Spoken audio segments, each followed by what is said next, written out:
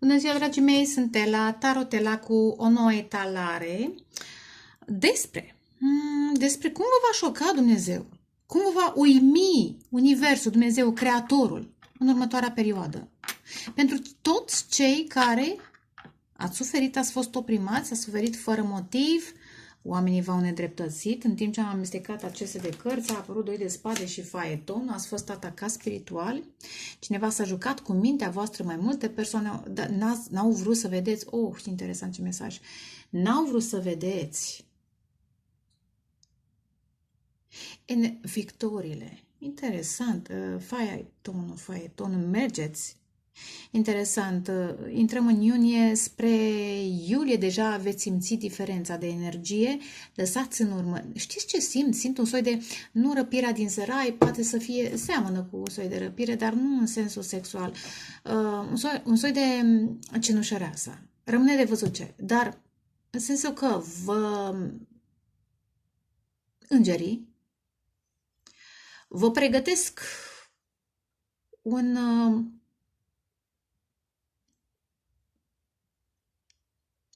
mijloc de transport energetic, conceptual, chiar fizic, care vă va ajuta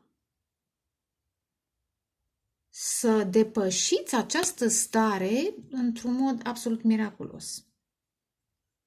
Miraculos aud. Veți avea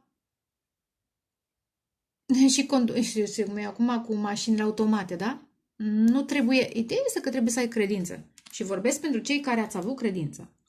Dar credința asta, vedeți voi, cu cât ai credință, cu atât ești atacat. Ești atacat, nu. Ți se spune nu, că nu ești bun de nimic, că nu poți să faci cu tare, că de fapt n-ai credință, că credința n-are sens și așa mai departe. Da?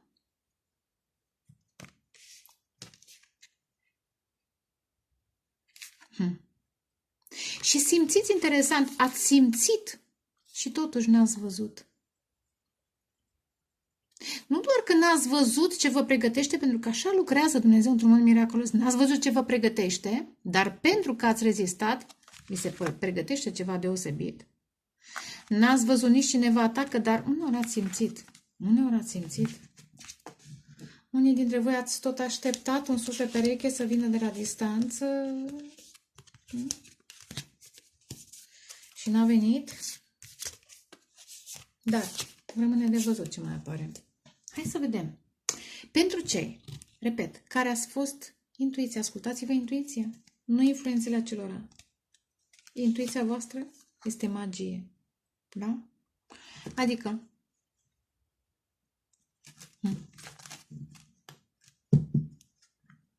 este forța voastră prin care vă transformați viața. Hai să vedem o dată, de 2 ori, de 3 ori. Cum vă va uimi Dumnezeu? Blooming, interesant. Blooming, adică abundență. Dar ce interesant, faetonul merge către stea. Mergeți către familia voastră spirituală.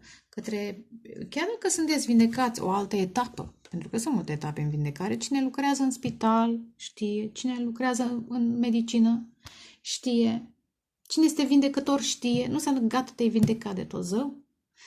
Mai ales că nu vorbim doar de boli fizice, vorbim de karme care vin din alte vieți și așa mai departe. Hai să vedem. Dragoste, ce frumos. 6, în iunie, 6. Adevărul. Destin, faetonul vă duce către destinul vostru.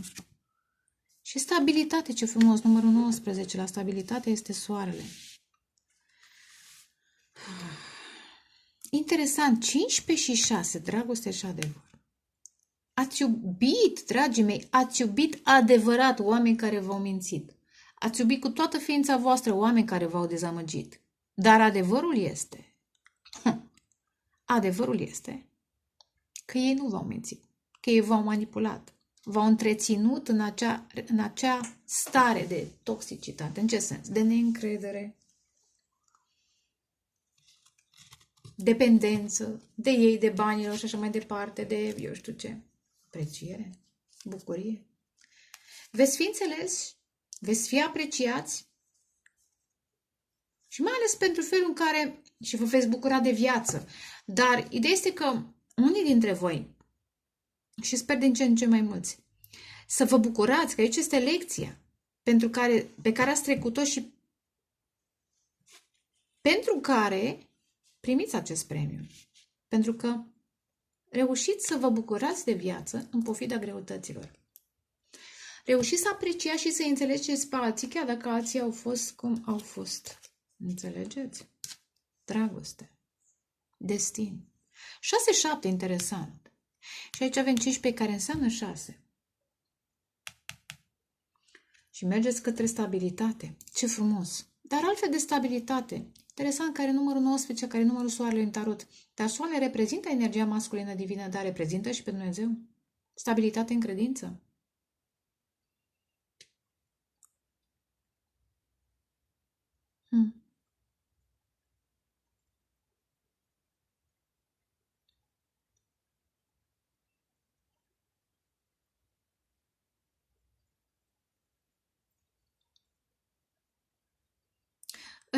Deci în luna iunie și iulie, destinul vostru vi se schimbă.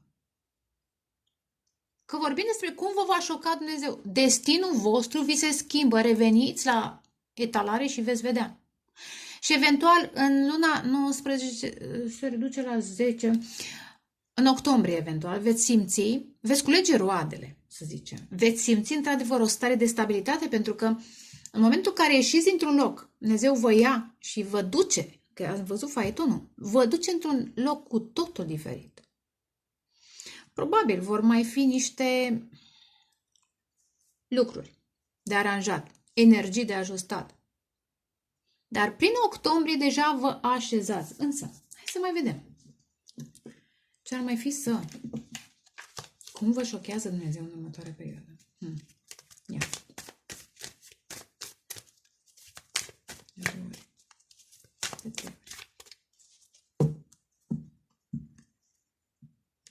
Știți cum e? Cum era parabola. De fapt, nu e parabolă, chiar era o întâmplare. Când lumea, undeva într-o cetate, se pregăteau să arunce cu pietre într-o femeie pe care o desconsiderau. Da? Dar ea îl iubise. Ei ziceau că e prostituată, dar ea iubise. Iubise oameni care au dezamăgit-o. Și poate, deci e un exemplu, dar înțelegeți, nu neapărat că ați fost așa, da? Nu, eu sunt convinsă că mulți sunteți foarte morali. Dar ideea este că la un dat în tinerețe mai greșești, mai ai impresia că dragostea adevărată este adevărată, dar de fapt e falsă. Sunt lucruri, da? Și lumea te acuză. Ia uite, a fost și cu ăla și cu ăla, sau a fost și cu aia și cu aia și așa mai departe. Când de fapt alții v-au manipulat pe voi. Și mai este și sufletul ăla pur care tot speră în dragoste adevărată, în destin. Dar nu s-a împlinit destinul pentru că acum urmează. Și nu s-a împlinit destinul pentru că trebuia să învățați să iubiți, să iertați și iar să discerneți. Interesant că dragostea ține de 6 de îndrăgostiți. Faetonul, da, după 6, după îndrăgostiți, vine faetonul. Da, un cal alb, un negru. Sunt alegeri. Alegeri grele între o dragoste falsă și o dragoste adevărată, între o dragoste toxică și dragoste față de voi. Atunci iei hotărârea să mergi înspre destinul tău, înspre vindecare și așa mai departe. Nu sunt ușoare, da? Și interesant, faetonul are numărul 7. Da.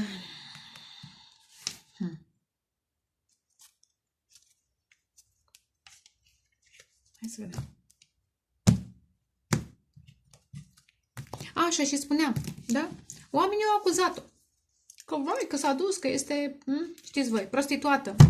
Și sus era acolo, a scris ceva nisip. Nu mai contează ce a scris. Dar le-a zis, să ridice piatra cel care nu a păcătuit. N-a mai ridicat nimeni. Aici este. Unii dintre voi poate chiar ați fost atacați. Fizic, am văzut, mental sigur, mental, energetic, spiritual, poate chiar și fizic. Nu cu pietre, cu altceva, altfel. În multe feluri. Dar poate unii chiar ați fost agresați. Și ați iubit. I-ați iertat. Dar nu, Dumnezeu nu cere așa ceva. Biserica, da, dar nu Dumnezeu. Așa că aveți mare grijă. Și aici discerneți între dragoste și între adevăr și falsa învățătură. Parcă am tăiat, nu? Am tăiat, ia. Cavalerul de cupe.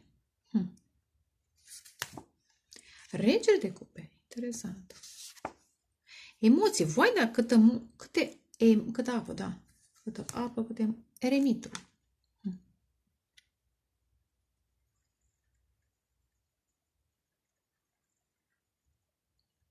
Am zis septembrie-octombrie.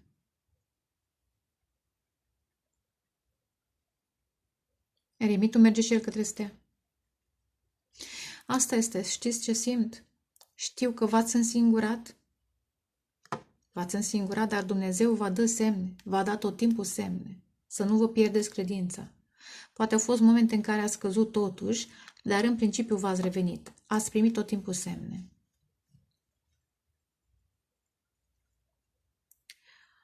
Citesc acum pentru un număr de ascultători foarte sensibil. Foarte sensibil, bărbați, femei. Dar vedeți voi, sensibilitatea voastră a fost desconsiderată. Voi la un moment dat, iar ați suferit, dar între timp ați înțeles că sensibilitatea voastră este putere. Sensibilitatea voastră v-a activat puterile. Nu am înțeles ei asta. Simt că, ia uite, cu 7 de cupe și soarele.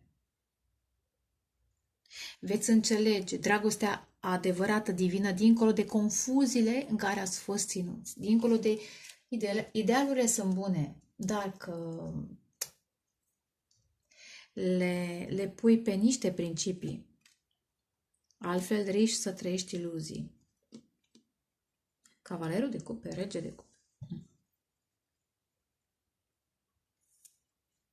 Știți ce simt? Pentru unii ar putea să fie două persoane. Deși avem două energii masculine aici, poate să fie și invers. Un personaj mai expresiv, cavalerul de cupe, mai romantic, și un rege de cupe. În ce sens? Un personaj care nu arată. Și asta întreține toxicitatea. Simte dragoste, simți și voi, dar nu arată. Păi și ce te faci?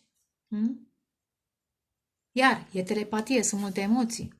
Știți că întâlnirea a fost predestinată, dar ce te faci? Și atunci lasă până tăcerea, probabil, și vă găsi stabilitatea. Dar hai să mai vedem.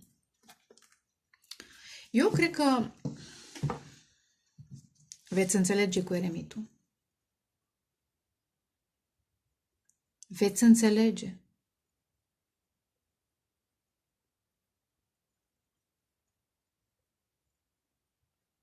Cât de important este să-ți găsești stabilitatea în tine și în Dumnezeu. În calea ta. Aici este un înger. Aici este un înger. Și care e trist. Sau tristă. Și se dau pene. De ca și când n-ar îndrăzni să zboare, n-ar îndrăzni să se ridice. Dar este chemat, uite, mai ia pene. Mai ia pene. Mai puneți acolo în aripi. În cazul în care te-au consumat emoțional ceilalți. Hai să vedem ce mai e. Odată. Ca să poți să zbori. Interesant, ce apare? Ia uite, 2 de spade, iar. De 2 ori. Și de 3 ori. Cum te va uimi Dumnezeu? Regina de cupe și regele de cupe. Justiție. Vi se va face dreptate. Veți vedea cât este de apreciată. Regina de monede reprezintă valori. Sensibilitatea voastră. În curând. În curând. Pentru că valorile se schimbă, lumea se schimbă. Și de anumiți oameni dar veți simți pe pielea voastră, în sensul că lucrurile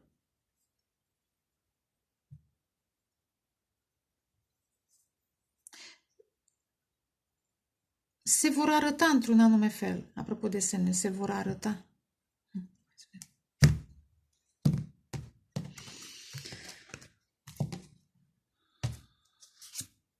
Băi, îndrăgostiții, 6 pe 6 și cavalerul de cupe, ia uitați. Dragoste, cavalerul de cupe și îndrăgostiții.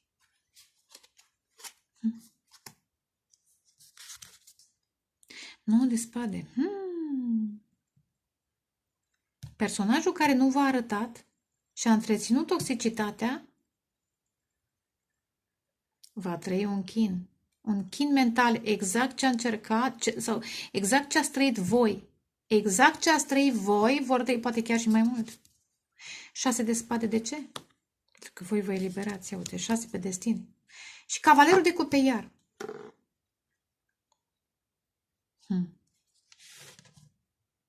Da. Ați suferit, vedeți? Ați suferit. Ați urlat la ceruri. Știu cum este. Să urli la ceruri, să simți că inima ți se frânge. Și apoi încet, încet, n-a fost ușor. A fost foarte greu. Să-ți refaci inima. Nu, numai Dumnezeu poate opera. Asta e o operație. O chirurgie spirituală. Numai Dumnezeu poate opera. După atâta suferință, să poți să iubești. După atâta suferință, să poți să ierți. Și pentru chestia asta, pentru inima voastră reactivată, eventual în alte dimensiuni pulsează, interesant, inima voastră pulsează înspre alte dimensiuni. Pentru că aici în plan 3D a fost ruptă și zdrențuită. Regele de spade, moartea.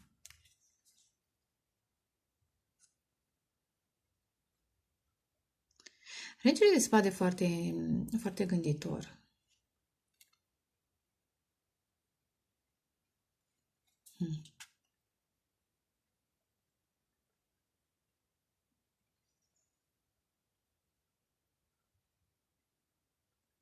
Interesant, acesta, dacă mai devreme am văzut 2 de spade, dați în urmă, da? Era o femeie legată la ochi, atacată de ciori. Da? Acesta are un mental atât de puternic încât nu poate fi atacat. Și este foarte posibil. Interesant, apropo de stea. E un personaj, dragii mei, dragele mele, e un personaj bărbat-femeie. Foarte puternic. Și voi sunteți. Dar și acest personaj este. Cu care știți ce simt? Simt că ați mai trăit cu moartea. Ați mai trăit cu acest personaj în alte vieți. Cât de puțin, dar foarte intens. Și acesta vede de la distanță, știți ce se simte? Simte de la distanță, văd mult și faiton înseamnă călătorie și apare și distanță. De distanță chiar mări și oceane și apare 6 de spade. Da? Pe destin. Destinul vă cheamă, interesant. Vedeți, wow, interesant. Iar ciorile, dar care nu mai atacă. Acum sunt fire albe. Energia aceasta, bărbat-femeie, poate să fie femeie într-o energie masculină, în sensul că foarte puternică mental, cu planete, în casa 8-a. Deci casa 8-a, care e casa Scorpion, în casă de aer. Gemeni, Balanță, Vărsător. Să fie casa 8-a și acolo planete, știi ce înseamnă? Sau lună. În fine. Poate să fie o femeie foarte puternică mental, care va atrage. A trecut și acest personaj prin atacuri spirituale. Dar încercările sale continuă, să zic, în alte planuri. Însă, dintr-un punct de vedere, vă simte. Am zis că inima voastră pulsează pe alte frecvențe. Și acest personaj parcă stă și simte, se uită, simte. Se duce pe munte undeva și simte că inima voastră vă cheamă, că inima voastră îndurerată în 3D Vă cheamă în alte planuri, în alte... Da, interesant, destinul. Interesant, vedeți? Acum fac legătura. Și simte nevoia să vină spre voi, pentru că voi, vedeți, v-ați eliberat de atacul acela, v-ați eliberat mental. E un soi de foc pe coroana a 6-a, pe coroana 7-a, pe chakra a 6-a și a 7-a. Și focul ce înseamnă spirit, da? Și cum am zis mai devreme, funcționați în alte planuri, și inima și mentalul, unii dintre voi, alții, acum începeți. Veți vedea. Dacă nu mă credeți, dați-vă timp. Și unii dintre voi atrageți acest personaj și eventual acest personaj vă atrage. Variază de la om la om. Ideea este că eu cred că urmează să vă întâlniți cu acest personaj. Da? 6 de spade, care înseamnă eliberare mentală, pe destin, care are numărul 7 al faetonului, care înseamnă iar eliberare către stea. Unul a mers pe jos, altul cu faeton. Și interesant, apropo, și faetonul merge către stea și eremitul merge către stea, dar eremitul o ia pe jos. Aici cred că unul are probleme financiare, celălalt altfel de probleme. Însă, este inevitabilă această întâlnire și simt că repet, veți primi un mijloc de transport, nu mă gândesc mult la mașină, poate o fi real pentru unii, dar e metaforic. Posibilitatea să ieșiți din locul în care sunteți, ca să mergeți către acest personaj predestinat. Nu, acelea nu erau predestinate. Bine, făceau parte din călătoria voastră de împuternicire, da? De întărire. Reinventare. Și nu e doar de reinventare, dar vedeți, aici este o inimă, aici este deja o cupă, e o mare diferență. Dar tot chakra inimii. Vă dați seama. V-ați dat seama de multe. Dragoste, moarte, renaștere.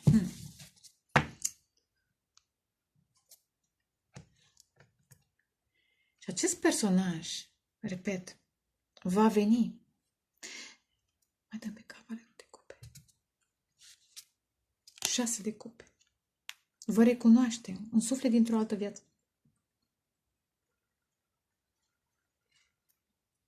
A, 2 de cupe, ce frumos. Ce frumos. Eu asta simt.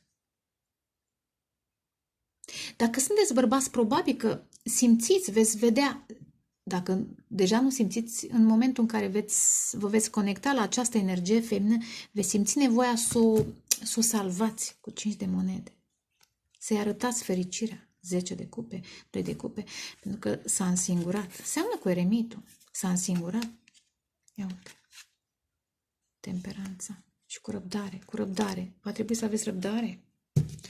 În cazul în care vă considerați persoana puternică, dacă vă simțiți un pic mai slab, veți găsi un partener potrivit. Nu știu cum să explic. Nu sunteți slabi, sunteți puternici.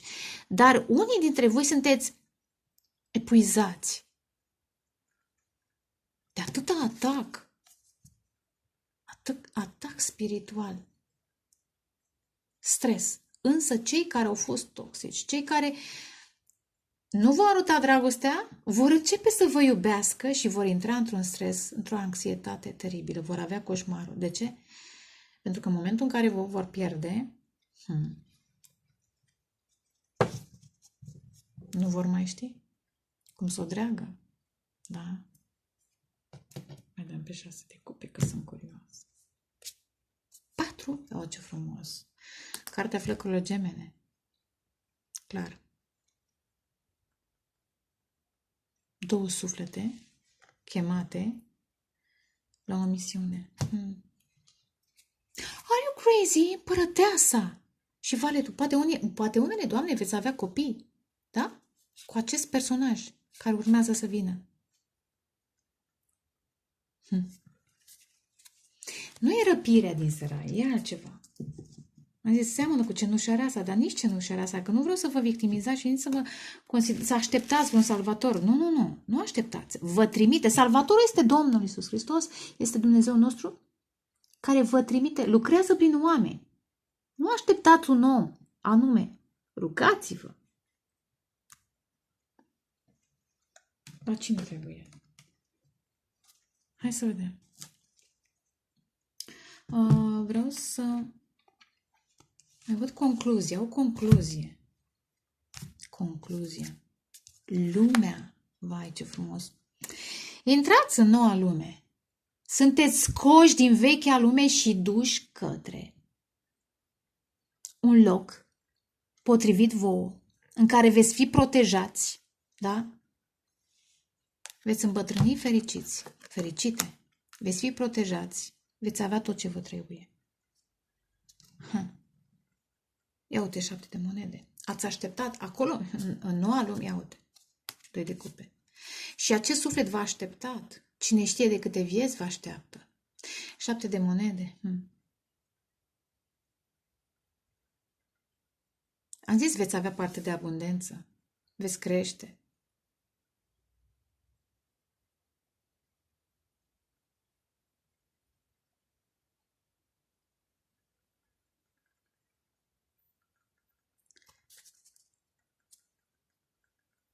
Știți ce simt? Simt aici și energia divină.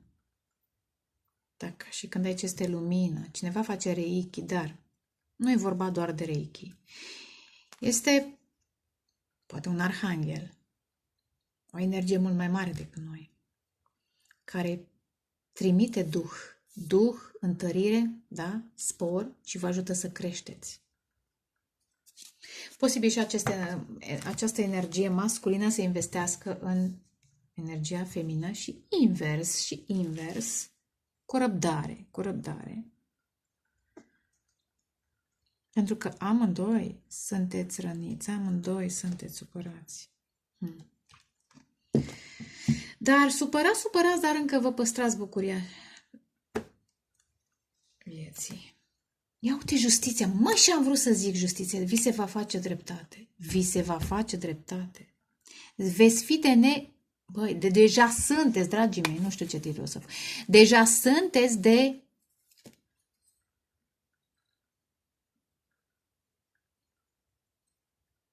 nedespărțit. Nedespărțiți sunteți. De-aia nu v-a mers bine, nici lor, nici vouă, pentru că voi sunteți uniți în trup, dar în trup astral, dragii mei.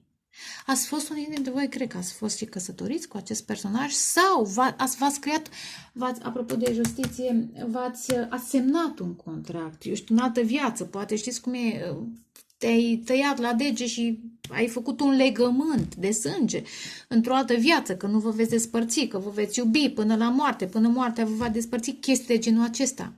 Chiar dacă ați trăit o poveste scurtă, dar intensă.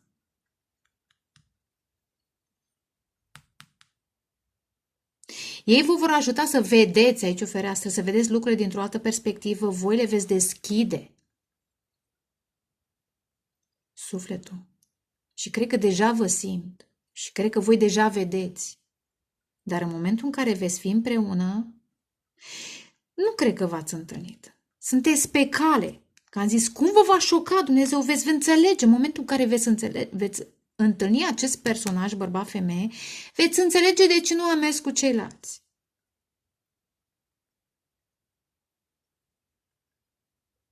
Pentru că voi sunteți deja legați. În spirit. Pentru că moartea nu-i moarte, de-aia aveți grijă ce semnați și în fața cui. Moartea nu-i moarte, este doar o trecere. Și atunci unii se întrețin în relații karmice, dar întâmplător sau poate nu întâmplător. Vorbim despre o dragoste, dar îndrăgostiți a apărut de 2 ori. Lumea, faetonul, care e o carte a succesului, 4 de bâte, 6 de cupe, iar stabilitatea cu numărul 19 al soarelui, lumea și justiția. Toate acestea arată o legătură foarte profundă. Flăcări gemene, clar, de nedezlip, da? Ca niște siamezi, nici măcar gemeni siamezi. Și chiar nu pare rău că am clarificat. Da, și regele de cupe va plânge. Personajul care nu va arăta va plânge. Va plânge, se va stresa că nu v-a arătat. Cine de vină? Cine? Ia dăm și din cartea aceasta, o cărțulie. Rainbow. 50. Știți cum e? Rainbow înseamnă curcubeu, da? Înseamnă speranță. Este semnul. Probabil că sunt niște semne. Unii, dacă vedeți curcubeu, vă aduceți aminte sau vă veți aduce aminte de această promisiune, da? E o promisiune pe care Dumnezeu a făcut-o la potop, da? Că nu va mai distruge lumea. 50, poate sunteți aproape de 50 de ani pentru unii, da? Și ați trecut prin multe. Și ce ziceți, că cine mă mai alege? Nu vă pierdeți credința, pentru că asta e. Dumnezeu vă va șoca. Vă va uimi.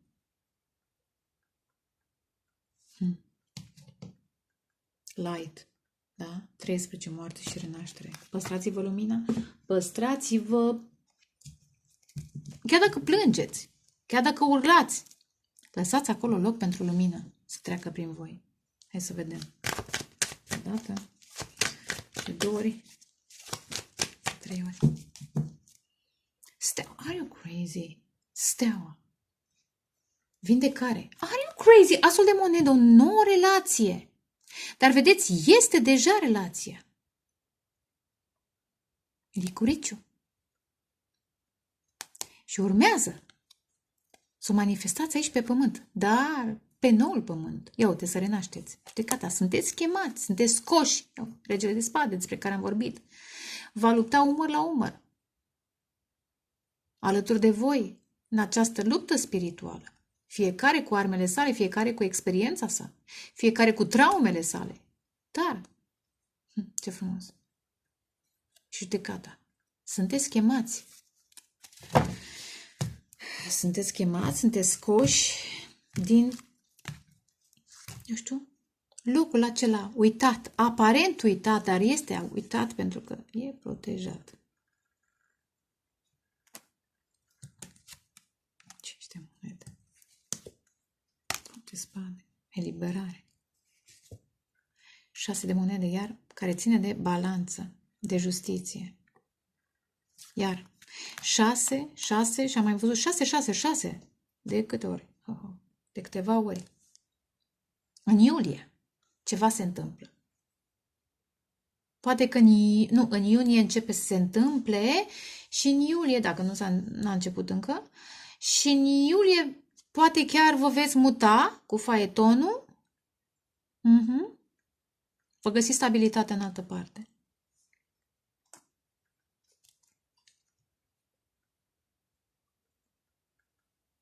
Știi ce simt? Că de fiecare dată simt altceva. Da. Veți vedea cum vin oportunitățile înspre voi. În curând. Iar vă veți elibera de blocaj exact de cine ați văzut. Și cineva vă eliberează pentru unii. Unii eliberați voi o anumită persoană, alții veți fi eliberați. Mental, conceptual. 5 de monede au fost triunghiuri amoroase sau neapărat dacă n-a fost triunghi amoros. Oameni care au vrut să vă abuzeze. Sau de fapt v-au abuzat. Au vrut să vă folosească pentru bani. O să vină cineva să vă protejeze. Și spuneam că acum la 6 de monede văd, iar ca la 7 de monede. Deci este o figură ieșită din planul terestru, în sensul de un ghid care vă oferă acel spor, acele daruri, binecuvântări. Asta simt interesant, deși văd bani, dar simt că vă oferă binecuvântări. Pentru că deși aveți zdrențe, aveți o aură interesantă, că ați fost atacați, măi, când vine război, când ești atacat, nu mai ești în haine de lux. Și nu vorbim de haine, vorbim de aură. Aura ta este... În fine, dar vă veți reveni. Da, binecuvântări. Uite, ia niște bănuți, îmbracă-te mai bine, întărește-ți aura, da? Hrănește-te bine. Apropo de 7 de monede, da? Crești, ai parte de abundență pentru că, gata, a venit ziua plății, da? Ziua judecății, după faptă și răsplată. Da.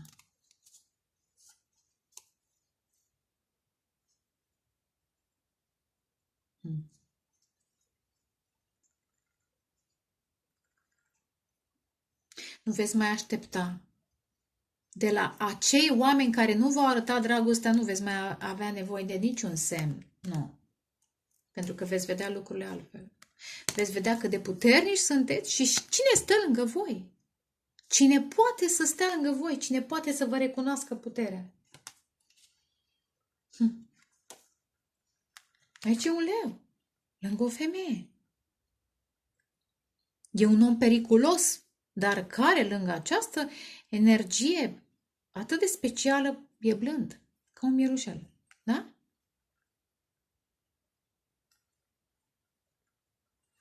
Veți vedea lucrurile altfel. Că sacrificiul acesta a meritat. De ce?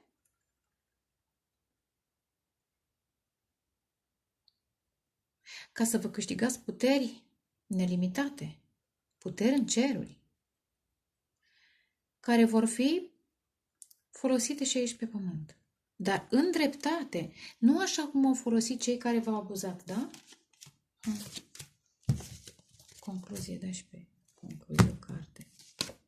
Băi, nu se poate, justiția! Are you crazy? Justiția de 2 ori, de 3 ori cu balanță. Se va face dreptate, credeți-mă. Chiar, credeți-mă. Vă doresc dragoste, pace, creștere spirituală și vă pup, ceau, ceau.